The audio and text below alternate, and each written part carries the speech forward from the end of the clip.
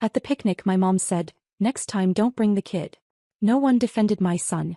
Until my oldest daughter pushed her chair back and said, "Say that again." The whole table went quiet. And then my mother told me not to bring my son to a family picnic. Her own grandson. 6 years old, missing his 2 front teeth, obsessed with dinosaurs, and she looked me dead in the eye across the potato salad and said, "Next time don't bring the kid." Like he was a stray dog that wandered in from the neighbor's yard. And nobody, not my dad, not my uncle, not my aunt, said a single word. 23 adults at that table, and the silence was so thick you could choke on it. But then my 13-year-old daughter Marlo pushed her chair back. And what came out of that girl's mouth? I promise you I did not teach her that. But I wish I had. My name is Corinne. I'm 34. I live in Dayton, Ohio with my 2 kids. Marlo, who's 13 going on 45, and my little guy, Theo, who just turned 6. I work as a dental hygienist 3 days a week, and I pick up admin shifts at a walk-in clinic on weekends. I'm not rich. I'm not broke. I'm that in-between where you can pay the electric bill on time but a flat tire still ruins your whole month. You know exactly what I mean, don't you? Now here's what you need to understand about my family before any of this makes sense. My mom, Patrice, has always been a woman who needed to be the center of everything. Not in the loud, dramatic, throw a plate to the wall kind of way. No. She's quieter than that. She's the type who will smile at you while saying something that makes your chest cave in. She'll compliment your dress and then add, "It's brave of you to wear that." She'll tell you she's proud of you and then spend 40 minutes talking about how much better your cousin is doing. My dad, Gil, is the kind of man who learned a long time ago that agreeing with Patrice is easier than disagreeing. I don't even blame him anymore. That man has been nodding along for 37 years of marriage. I think he forgot he's allowed to have his own opinions. But that's a whole separate conversation. For years, and I mean years, I was the one who held this family together with money. Not a lot, but enough. When my parents' furnace broke 2 winters ago, who sent the $1,200? Me. When my dad needed new tires on his truck and they were behind on their insurance. Me again. When my mom wanted to throw herself a birthday dinner at a steakhouse and then conveniently forgot her wallet? 3 guesses.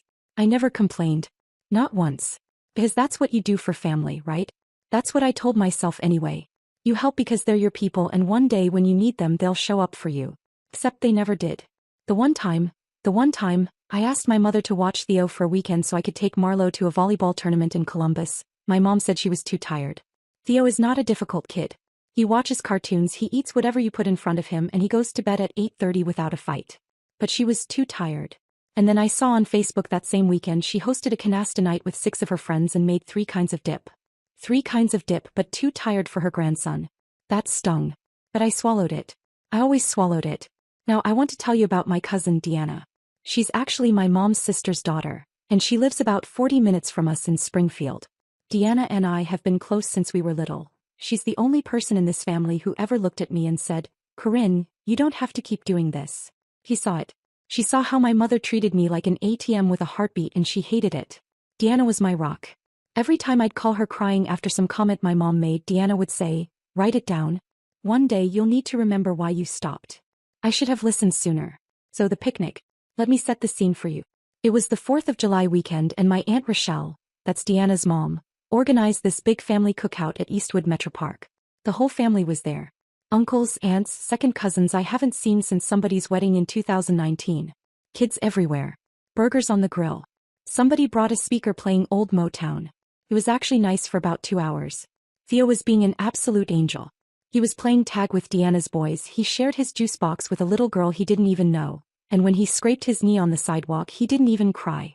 He just walked up to me, showed me his knee and said, "Mama, I think I need a dinosaur band-aid." Tell me that's not the cutest thing you've ever heard. But my mom? She had been watching him all afternoon with this look on her face. You know the look, like she just bit into something sour. Every time Theo ran past her chair she'd sigh. When he accidentally bumped the table and a cup of lemonade tipped over, not even onto anyone, just onto the grass, she said loud enough for half the table to hear, "This is exactly why." "This is exactly why what, Mom?" I let it go. I cleaned up the lemonade. I told Theo to be careful. And I sat back down. Then dinner happened. We're all eating and Theo is sitting next to Marlo. He's being fine.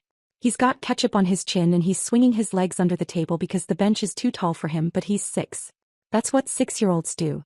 And out of nowhere my mother puts her fork down, looks at me from across the table and says, with a smile, always with a smile, "Corinne, next time maybe just don't bring the kid.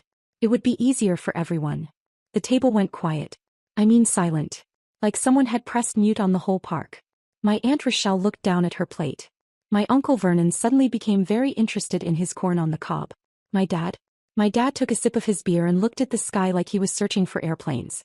And Theo heard it. He's 6, not deaf.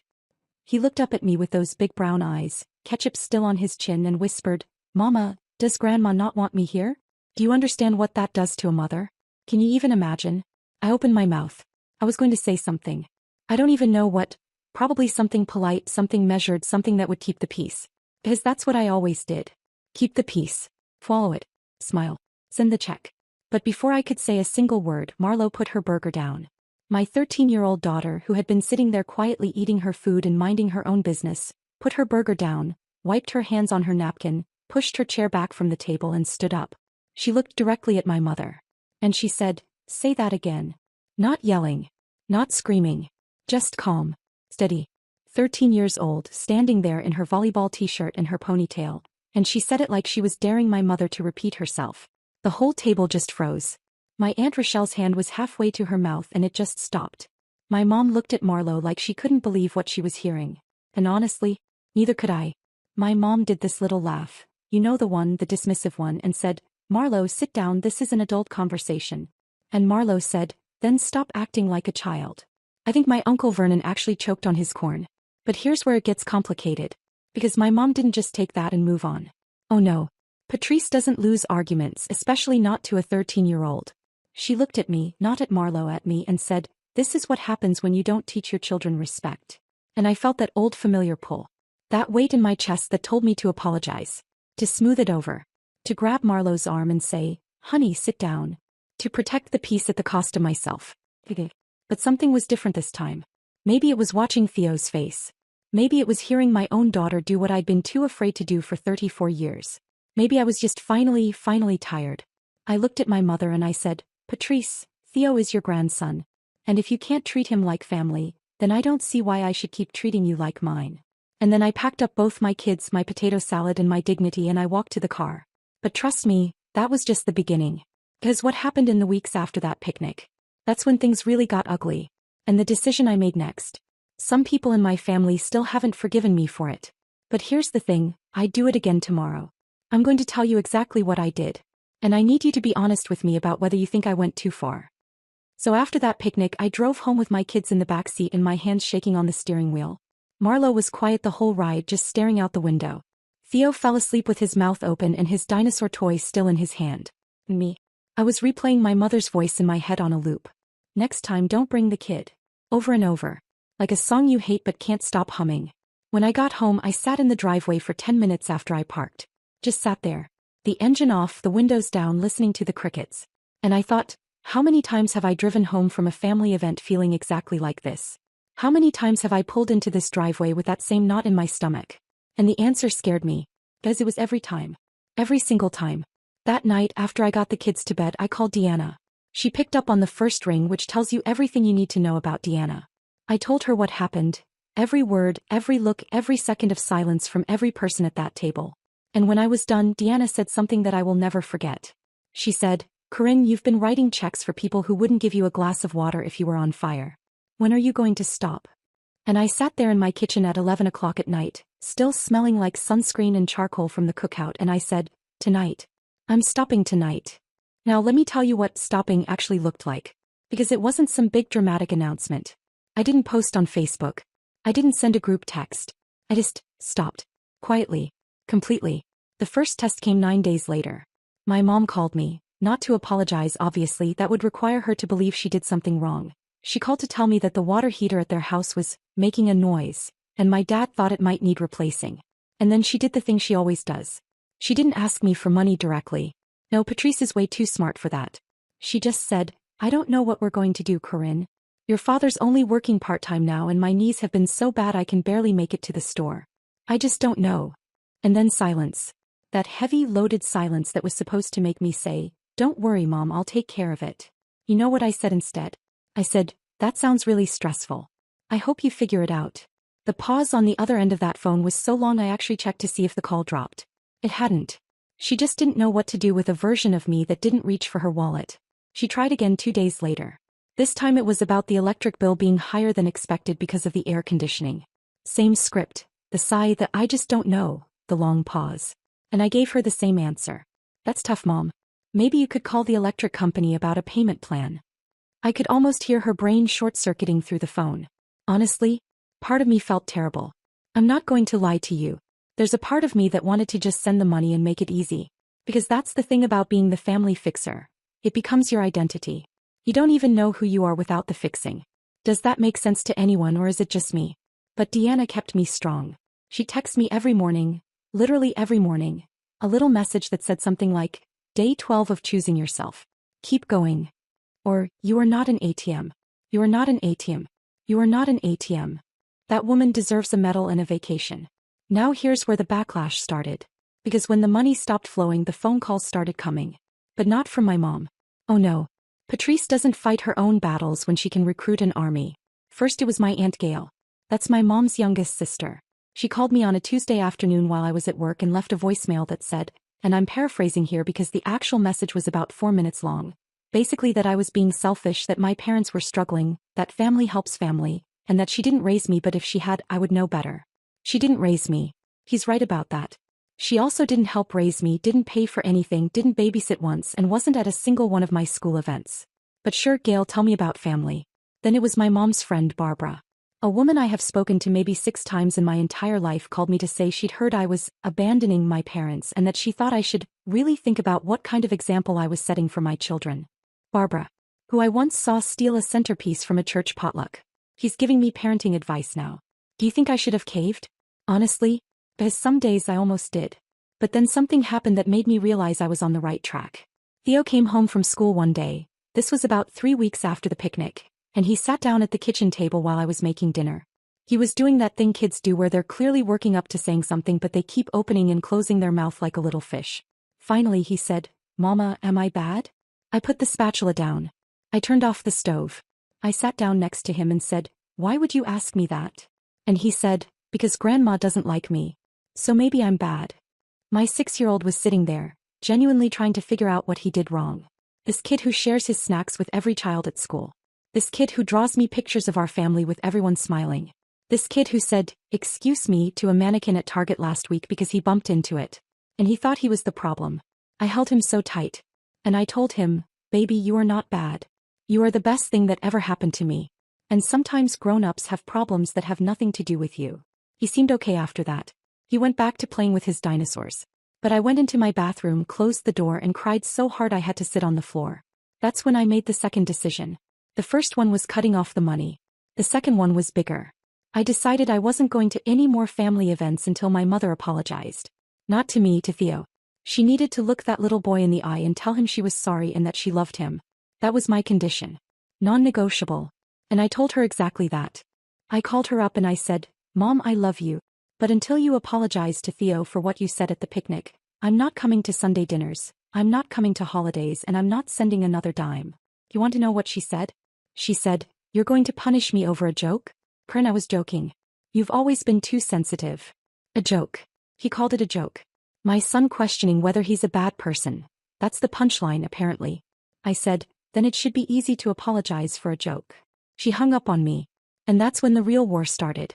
Because Patrice told everyone, and I mean everyone, her version of the story. In her version, I was the villain. I was the ungrateful daughter who cut off her struggling parents over a little comment at a barbecue. She left out the part about Theo. She left out the years of money. She left out every single thing that mattered. My cousin Deanna tried to set the record straight with some of the family, but you know how it goes. People believe the first version they hear. My Aunt Gail called me again. My Uncle Vernon sent me a text that just said, Family first, Corinne. Easy for him to say, he's never sent my parents a penny. Even my dad called me. And that one hurt the most. Because Gil isn't a bad man. He's just a weak one. And he said, Corinne, sweetheart, can't you just let this go? Your mother didn't mean anything by it. She's been upset for weeks. She's been upset. She's been upset. My son thinks he's defective and my mother is the one who's upset. I said, Dad, I love you. But you sat there. You heard what she said, you saw Theo's face and you took a sip of your beer. So I need you to understand, I'm not mad at you, but I can't pretend that was okay. He got quiet. And then he said something that surprised me.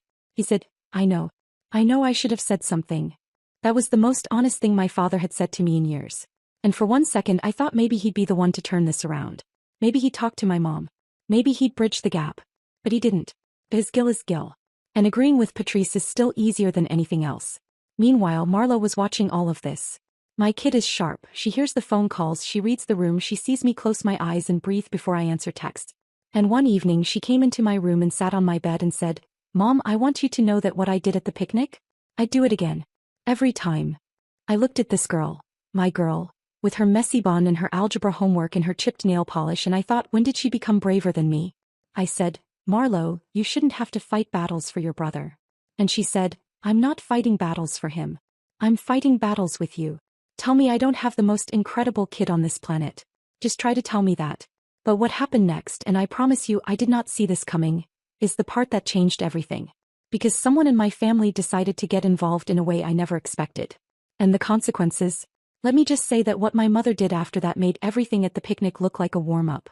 I'm going to tell you exactly how she tried to turn my own children against me. And what I did when I found out. Well, let's just say Patrice finally met a version of Corinne she'd never seen before. So remember how I said someone in my family got involved in a way I didn't expect? About 5 weeks after the picnic, Marlo came home from school acting strange. Not upset, just off. She kept checking her phone and flipping it face down on the table. If you have a teenager, you know when that phone goes face down, something is happening. I gave her space. We had dinner. Theo told us a 10-minute story about a lizard on the playground that made absolutely no sense, and we clapped at the end anyway. Normal night. But later, after Theo was in bed, Marlo stood in my doorway with her arms crossed and said, "Mom, I need to show you something and I need you not to freak out." She handed me her phone. On the screen was a string of messages from my mother. Patrice had gotten Marlo's number, probably from Aunt Gail, who has the boundaries of a screen door in a hurricane, and had been texting my 13-year-old daughter for 3 days. The messages started sweet. "Hi sweetheart, Grandma misses you." But then they shifted. The way Patrice always operates. Slowly, carefully, like poison in sweet tea. "I wish your mom would let me see you and Theo. Your mom has always been very emotional. Even at your age she would overreact. Maybe you could talk to her for me?" She was recruiting my daughter. Telling a child that her mother was the problem. Asking my kid to do her dirty work. And the thing that made my blood boil, she never mentioned Theo. Not once. Didn't ask how he was. Didn't say she missed him. He didn't exist in those messages. But here's what I didn't know yet. Marlo hadn't just been reading silently. She'd been responding. To the message about me being emotional, Marlo wrote, "My mom's not emotional. She's just done pretending everything is fine when it isn't. There's a difference." To the one asking Marlo to talk to me, "I'm not going to ask my mom to forgive someone who hasn't apologized. That wouldn't make sense, would it?" I stared at that phone for a long time. Then I looked at Marlo, who was chewing her thumbnail like she was waiting to be grounded, and I said, "You are the most incredible human I have ever met." She said, "So I'm not in trouble?" I said, "Honey, the only person in trouble is your grandmother." Now here's where people in my family say I went too far. And I genuinely want to know if you agree. I screenshotted every message my mother sent Marlo. Every one. And I sent them to every person who had called me selfish. Aunt Gail. Uncle Vernon. Barbara with the stolen church centerpiece. No commentary. Just the screenshots and one line, "This is what she's doing now." Aunt Gail called and for the first time didn't start by defending my mother. She said, "I didn't know she was doing that." I said, "There's a lot you don't know, Gail, because you only ever listened to one side." Uncle Vernon. Radio silence. Which honestly was an improvement. Deanna called me laughing so hard she could barely breathe. She said, "Marlo is my hero. I'm buying that girl a pizza." And she did. Drove 40 minutes from Springfield with a large pepperoni and a stuffed triceratops for Theo because, in her words, "This kid deserves a present for no reason." That's the kind of family I want around my children. After I sent those screenshots, 2 weeks of complete silence from Patrice. She couldn't spin this one. Her own words, her own grandchild's phone, black and white. Then one Saturday morning, a knock at my door. My dad, Gil, standing on my porch in his old fishing hat holding a bakery bag. He looked like he hadn't slept in a week. He sat down at my kitchen table, put the bag down and said, "I brought those cinnamon rolls you liked when you were little." And then this man, who I have never once seen cry in my entire life, put his face in his hands and sobbed. He said, "I failed you, Corinne. I sat at that table and heard what your mother said, and I didn't speak because I've been afraid of that woman for 37 years. And I let it cost me my daughter and my grandkids." I said, "Dad, I don't need you to be perfect. I just need you to be honest." And he was. For 2 hours he told me things he'd never said. That he always knew mom was wrong. That every time I sent money he felt sick. That he'd brought it up with her once years ago and she didn't speak to him for 11 days so he never mentioned it again. Then he said something that surprised me. Your mother is scared, Corinne. She won't admit it but she's terrified she's losing you and she doesn't know how to fix it because everyone has always just bent. I said, I know. I bent for 34 years. I'm done. He nodded. Then he said, what if I stop bending too? 2 days later, Dad told me he'd had a real conversation with my mother. He told her the picnic was wrong. The texts were wrong. The years of depending on me were wrong. And he told her if she didn't fix this she'd lose him too. Then about 9 weeks after the picnic my phone rang. My mother. Quiet for a long time. Then she said, I need to talk to Theo. Because I owe that boy an apology. And I owe you one too. I let the silence sit. Then I said, I'll think about it. Some of you might think I should have jumped at that. But after everything, the money, the picnic, the text to Marlo, the smear campaign, I needed to protect my kids first. Deanna said, let her come. On your terms. In your house. And if she blows it, that's it. So I invited my mother for dinner the following Sunday. Just her, me, Marlo, and Theo. I told her to come with a real apology or not come at all. She showed up at 5 in a dress, which she never wears for casual dinners. She brought yellow tulips. My favorite. I didn't think she remembered. Theo was on the couch watching cartoons. He looked up at her and didn't move. Didn't run to her like he used to. Just watched. And I saw it hit her right across the face, what she had done. She walked over. Knelt down, which with her knees was not easy, and said, Theo, Grandma needs to tell you something. What I said at the picnic was wrong and mean and you did nothing wrong. You are my grandson and I love you and I am so sorry. Theo looked at her for about 5 seconds. Then he said, it's okay, Grandma. Do you want to see my new dinosaur? 6 years old. No grudge. No conditions. Just grace. The kind adults forget exist. She hugged him and cried.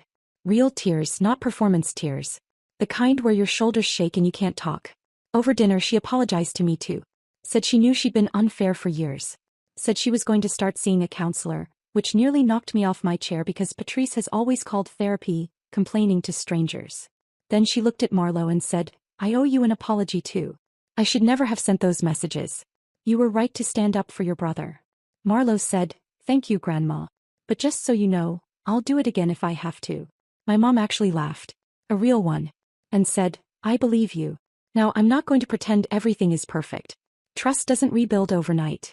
I still don't send money, that's done permanently. My dad got a full-time job at a hardware store and he talks about drill bits and lumber and honestly sounds happier than he has in a decade. Aunt Gail brought me a casserole and said, I shouldn't have gotten in the middle of that, without making eye contact. I'll take it. Uncle Vernon still hasn't said a word, but at Thanksgiving he sat next to Theo and asked him about every dinosaur by name. For Vernon that's practically a love letter. Deanna still comes over every other weekend with pizza and her boys. He's still my rock. Last week she texted me, Day 147 of choosing yourself. Look how far you came. I cried reading that. Good tears though. So that's my story. The picnic, the silence, the money, the texts, the screenshots, the cinnamon rolls, and the 13-year-old who stood up when nobody else would. If you enjoyed this story, I'd really appreciate a like. It means more than you know. And if something here reminded you of your own family or if you think I handled something wrong, or you would have done it differently, tell me in the comments. I read every one. And if you're going through something like this right now, if you're the one who always gives and never gets, who keeps the peace at the cost of yourself, I want you to know, you're allowed to stop. You're allowed to say enough. And you might be surprised who's standing behind you when you finally do. For me, it was a girl in a volleyball t-shirt who looked my mother in the eye and said, say that again. Thank you so much for watching. From the bottom of my heart,